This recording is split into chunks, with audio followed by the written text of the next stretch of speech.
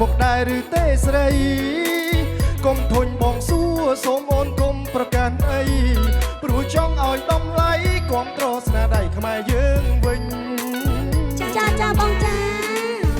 ជំរាបសួរផលិតផលខ្មែរមានច្រើនណាស់សំបោហោហើយមិនខ្វះរាល់ថ្ងៃខ្វះតែអ្នកទិញខ្មែរឥឡូវបងកើតបានច្រើនមុខទុំនឹងបងជួយទិញបានផលចំណេញខ្មែរយើងទេមែនហើយត្រូវហើយគួរកាត់បន្ថយផលិតផលរបស់គេចាបងចាមួយឆ្នាំគេកើតលុយមិនតិចទេពេលនេះយើងគួរតែគាំទ្រផលិតផលខ្មែរវិញមែនហើយបងមែនហើយត្រូវហើយអូនណាយបើសិនបងជួយតែងស្រីគឺបងចង់សុំបានថ្លៃចង់ឲ្យអូនជួយរឿងអីវិញរឿងនេះស្រួលទេមិនចាំបាច់យកលុយទិញថាឬក៏ចំណេញចង់ឲ្យអូនស្រឡាញ់កន្លោះខ្មែរដូចបង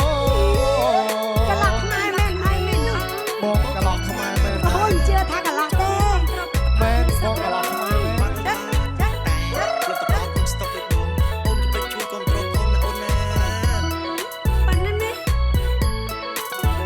អូនណាយតើអូនមានលួងអ្វីដែរអូយស្អីក៏មានលក់ដែរបងខ្មែរមានច្រើនមុខដែរឬទេស្រីថាផលិតផលខ្មែរស្អីក៏មានសូមអូនកុំប្រកាន់អីព្រោះចង់ឲ្យតម្លៃគាំទ្រស្នាដៃខ្មែរយើងវិញចាបងចា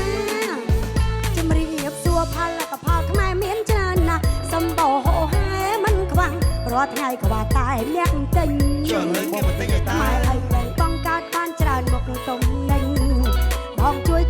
ទិញបានផលចំណេញខ្មែរយើងទេមែនហើយត្រូវហើយគួរកាត់បន្ថយផលិតផលរបស់គេមួយឆ្នាំគេកើតលុយមិនតិចទេពេលនេះយើងគួរតែគាំទ្រផលិតផលខ្មែរវិញមែនហើយបង